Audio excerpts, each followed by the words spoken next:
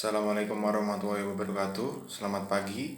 Kami dari kelompok 5 yang akan membahas materi mengenai budaya Afrika dan Timur Tengah dengan anggota kelompok Salsabila Amediza, Sonia Listasari, Ahmad Idrul Wafa, Erva Tiara Pandana, Alan Nagil Maulana, dan Cikal Satrio Febrianto.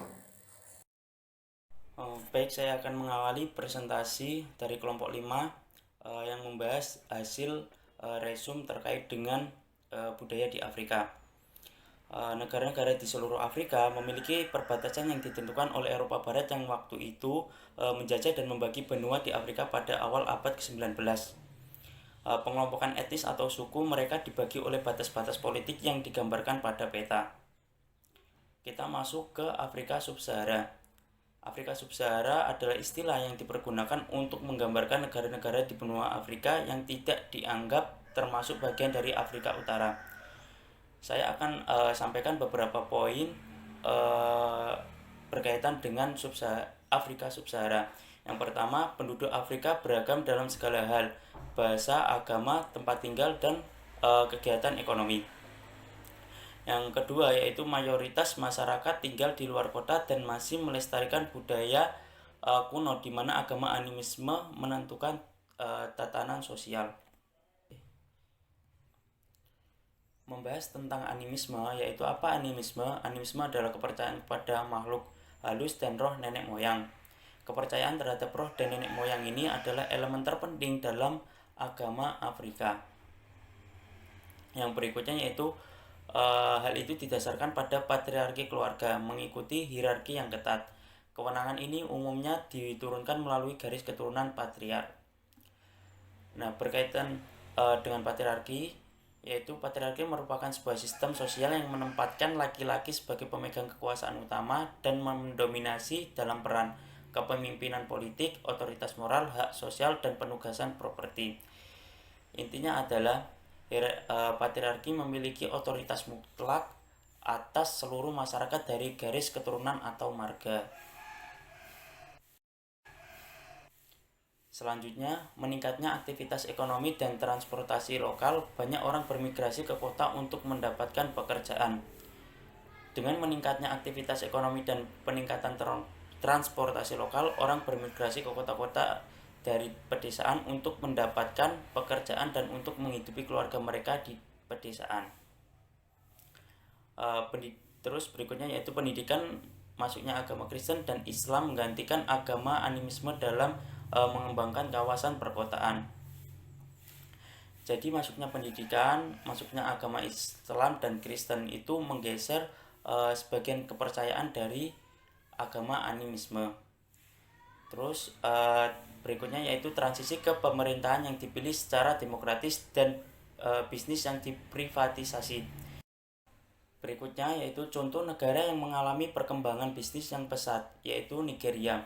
Di sini tatanan profesional gaya barat telah dilaksanakan pada hubungan antara rekan kerja di perusahaan.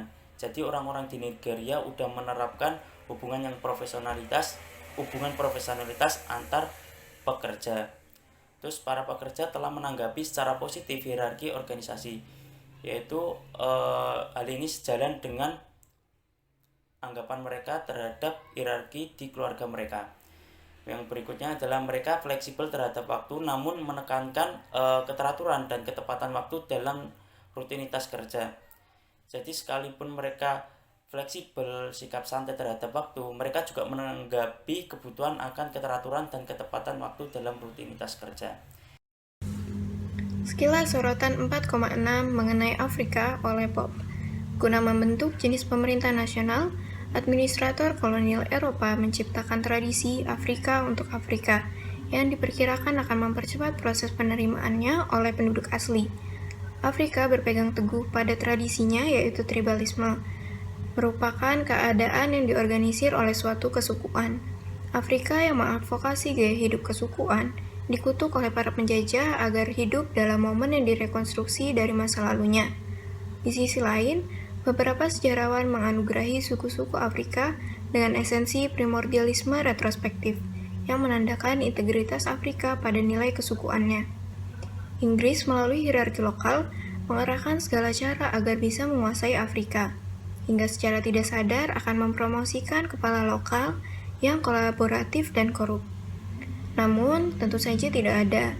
Alhasil, Inggris menciptakan individu maupun kelompok yang dapat menjalankan tujuannya.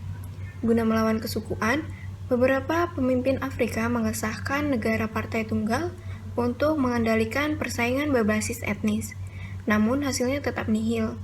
Hingga akhirnya terjadilah penindasan, etnokrasi, dan kleptokrasi yang mengakibatkan lebih dari 150 pemimpin yang digulingkan sejak tahun 1960.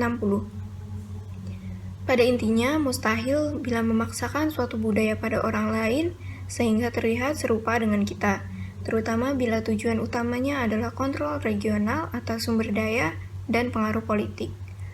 Untuk pembahasan selanjutnya akan dijelaskan oleh teman saya. Sekian, terima kasih. Yang selanjutnya ada Afrika Selatan atau disebut juga negara pelangi.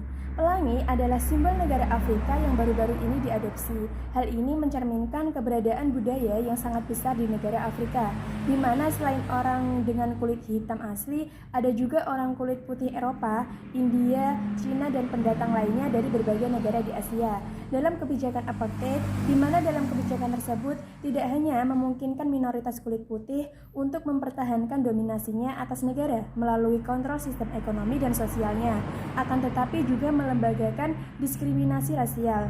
Masyarakat Afrika Selatan dengan percaya diri mempromosikan masyarakat multikulturalnya dan berusaha menarik kelompok etnis, budaya, dan agama yang beragam itu ke dalam pembangunan sosial dan ekonomi mereka. Dan dengan meningkatnya migrasi, hal ini telah membantu menciptakan kontras perkotaan atau pedesaan yang tajam dalam masyarakat Afrika Selatan, di mana di daerah pedesaan nilai-nilai tradisionalnya masih sangat berlaku, dan mereka yang telah berpindah ke daerah perkotaan mengalami banyak pengaruh dari orang lain yang tinggal di sana, termasuk arus masuk migran dari negara tetangga.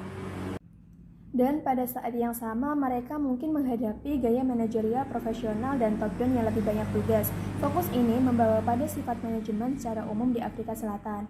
Boysen dan Wick mengatakan bahwa sulit untuk berbicara tentang pendekatan tertentu untuk manajemen di negara Afrika Selatan ini, di mana negara ini tergolong negara multi-etnis.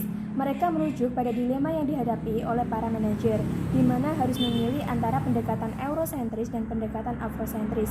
Diukur menggunakan dimensi global, di mana pendekatan eurosentris dilambangkan sebagai pendekatan yang mencerminkan kinerja yang tinggi pada tingkat individu, serta ketegasan yang tinggi. Sedangkan pendekatan afrosentris dilambangkan dengan kolektivisme yang tinggi dan berorientasi manusiawi dan ketegasan yang di bawah rata-rata.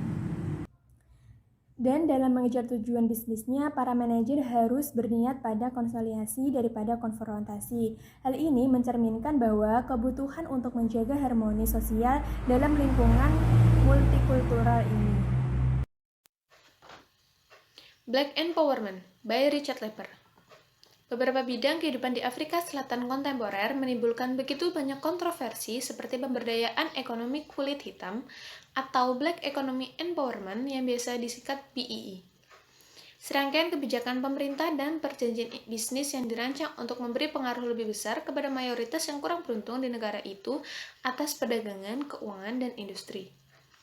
Ketetapan tingkat minimum kepemilikan kulit hitam di sektor keuangan, pertambangan, dan sektor utama lainnya telah diperkuat oleh undang-undang.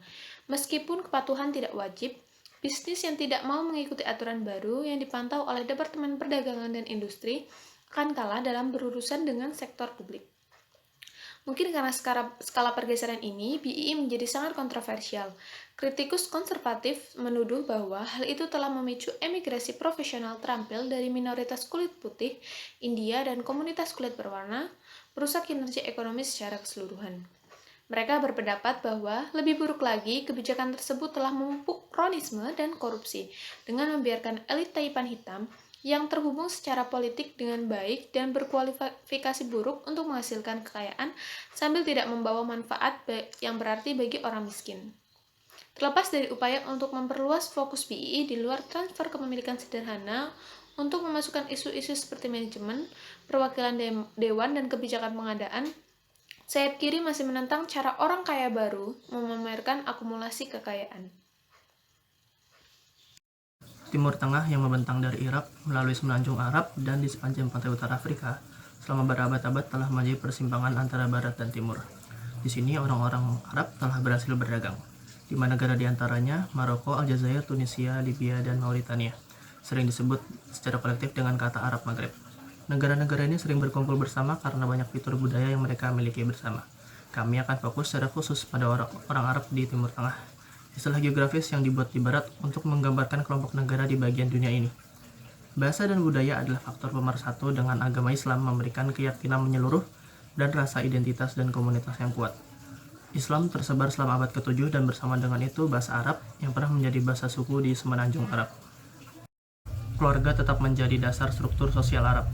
Ini berarti pengertian yang lebih luas tentang keluarga, kelompok kerabat, atau klan yang melibatkan beberapa rumah tangga dan sepupu di pihak ayah. Kesejahteraan keluarga menjadi perhatian utama. Ikatan keluarga membawa keamanan tetapi juga komitmen. Ini dapat mengesampingkan kepentingan keluarga dekat demi keponakan atau sepupu jika kepentingan klan secara keseluruhan mendapat manfaat yang lebih baik. Keluarga dijalankan secara disiplin oleh ayah yang otoriter. Kepala klan keluarga biasanya adalah anggota kelompok yang paling tua dan kompeten menjalankan klan dengan cara yang sama-sama otoriter. Sebagian besar bisnis Arab adalah milik keluarga dan disiplin dipertahankan oleh seorang pemimpin yang memiliki kontrol pusat yang kuat dan hierarki yang ketat. Kesadaran yang cukup besar yang dimiliki orang Arab tentang lingkungan sosial dan ekonomi mereka adalah ciri nyata dari budaya bisnis mereka. Mereka sangat sensitif terhadap pedagang dan mungkin menolak kesepakatan bisnis yang menguntungkan karena mereka tidak menyukai orang yang mereka hadapi. Terutama jika orang-orang ini tidak meningkatkan reputasi pribadi mereka. Ini adalah sangat penting karena kerusakan salah satu anggota keluarga akan merusak keluarga secara keseluruhan. Ungkapan insya Allah sering diterjemahkan sebagai Tuhan menghendaki atau jika Allah menghendaki. Adalah salah satu yang sering digunakan dalam percakapan sehari-hari dan mencerminkan keyakinan yang mengakar dalam takdir. Pada beberapa kesempatan, itu bisa berarti ya, pada yang lain tidak. Terkadang itu bisa berarti saya akan mengaturnya, di lain waktu, jangan bahas ini lebih lanjut. Oleh karena itu, komunikasi dapat menjadi urusan yang berbahaya, tidak hanya bagi orang luar, tetapi juga bagi siapapun penerjemah yang terlibat. Terutama karena mereka juga harus memperhitungkan intonasi dan bahasa tubuh yang digunakan. Menjaga wajah sering disebut berkaitan dengan masyarakat Arab, dan terkait dengan ini, pertanyaan tentang reputasi. Kekaguman dan rasa hormat dicari sebanyak-banyaknya, dan prestis ini bukan hanya untuk individu yang bersangkutan, tetapi juga untuk keluarga yang dimiliki individu tersebut. Wajah atau gambaran yang disampaikan kepada orang lain, terutama di depan umum, oleh karena itu diberikan perhatian yang cukup besar. Bahkan ketika ini melibatkan berurusan dengan orang asing yang relatif, orang-orang Arab terkenal karena kemurahan hati dan keramahan mereka. Yang terakhir adalah kesimpulan. Bab 4 telah menyoroti beberapa fitur umum dari budaya bisnis negara-negara dalam kelompok Asia, Afrika, dan Timur Tengah. Bagian ini menyoroti pentingnya hubungan dan jaringan dalam kelompok ini. Dinyatakan misalnya, dalam bentuk Guangxi di Cina dan Chaebol di Korea Selatan, dan telah menunjukkan secara umum bagaimana Konfusianisme dan Buddhisme mempengaruhi kegiatan ekonomi. Sekian presentasi dari kelompok 5, kurang lebihnya mohon maaf. Wassalamualaikum warahmatullahi wabarakatuh.